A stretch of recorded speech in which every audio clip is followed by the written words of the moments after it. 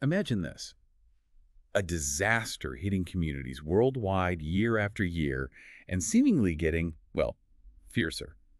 Floods. They're the most common natural disaster, actually. Exactly. And you might think, okay, common sense, basic survival instincts, that's enough when the water starts rising. Uh-huh. But what if those instincts, the things you think you should do, are actually the most dangerous traps? It happens more often than you'd think. Okay, so let's get specific.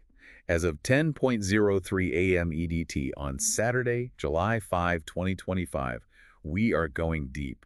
We're exposing the fatal flaws in how people approach flood survival. Welcome back, everyone, to The Deep Dive. This is where we dig into the knowledge that, frankly, really matters. Glad to be here. Today, we're tackling something crucial: surviving floods. Whether you live near the coast or you're miles inland, this can affect you. Absolutely. It's not just a coastal issue. And it's easy to feel prepared, right? But here's the shocking part. Most people who die in floods don't die in that first dramatic wave. No, it's usually later. It's often down to preventable mistakes, misjudging the situation, making a wrong turn, or just fundamentally underestimating how powerful, how sneaky water can be.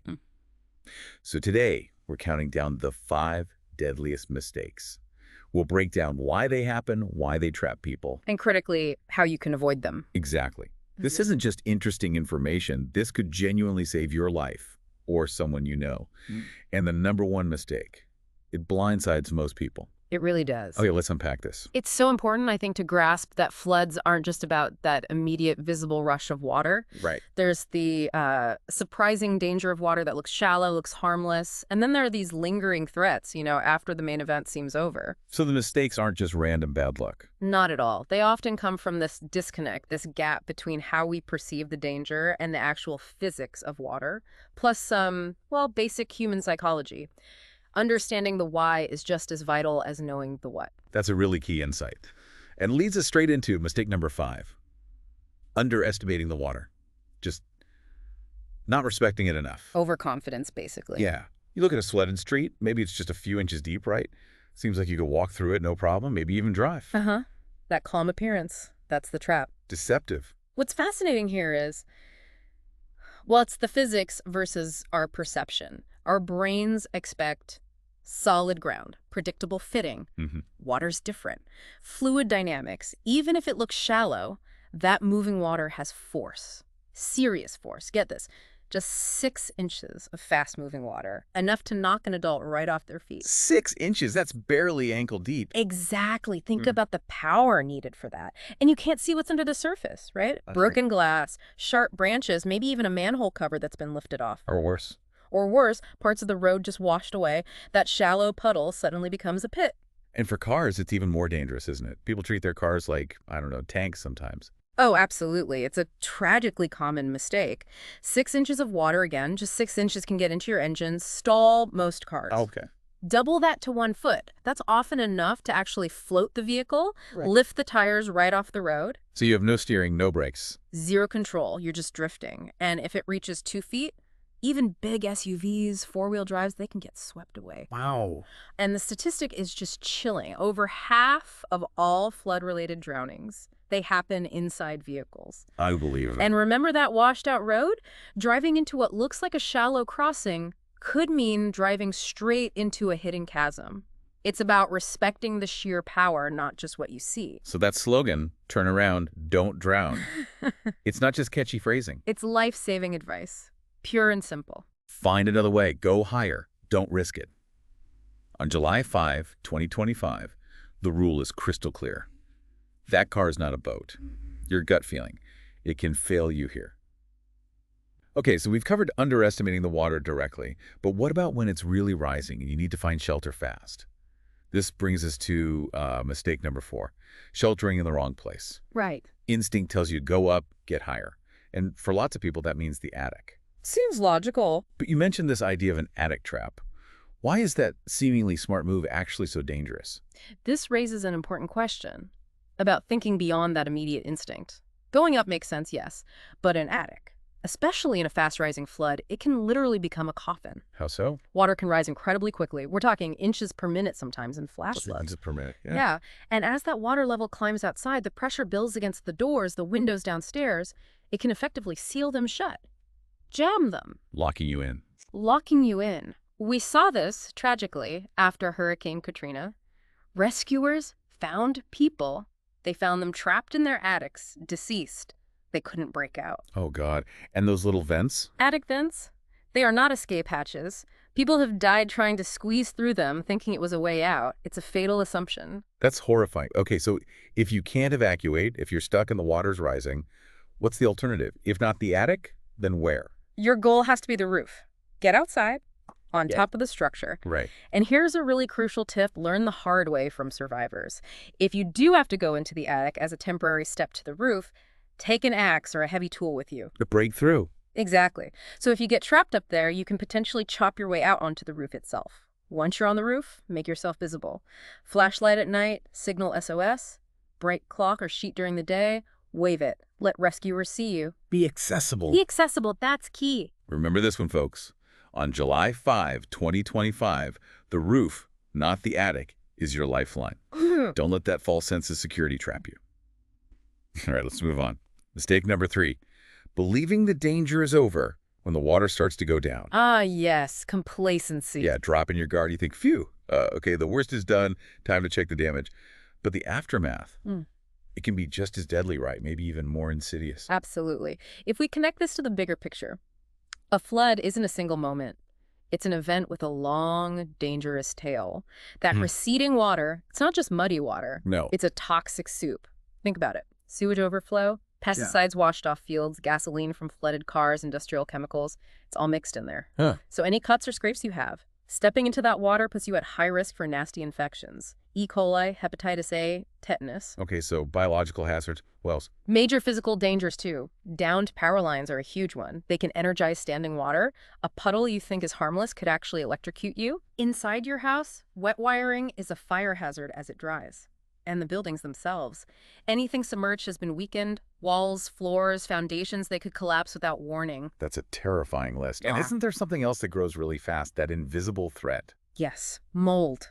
Good point. It's a serious, often underestimated health hazard after a flood. How quickly? Mold can start growing within 24 to 48 hours in damp materials. Breathing those spores can cause significant respiratory problems, especially long-term. So rushing back in is a bad idea. A really bad idea. Patience is critical. Wait for officials to give the all clear. And when you do go back, Gear up. Protective gear is non-negotiable. Sturdy, waterproof boots, heavy gloves. Don't wade through puddles if you can avoid it. And stay alert even for things like snakes or other wildlife that might have been displaced and are seeking shelter too.